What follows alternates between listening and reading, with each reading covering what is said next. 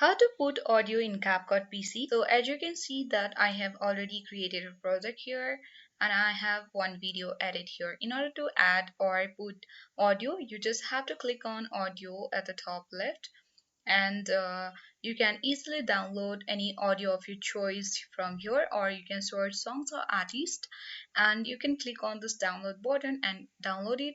After it is download, you can simply drag it to your video. You can customize the audio here, and this was the one way to put the audio.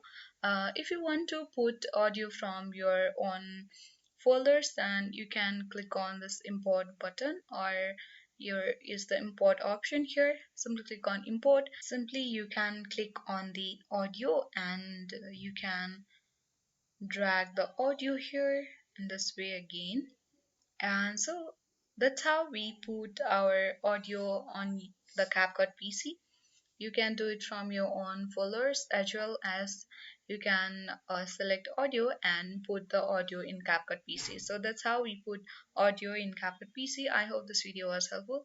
Thank you for watching and see you in the next video.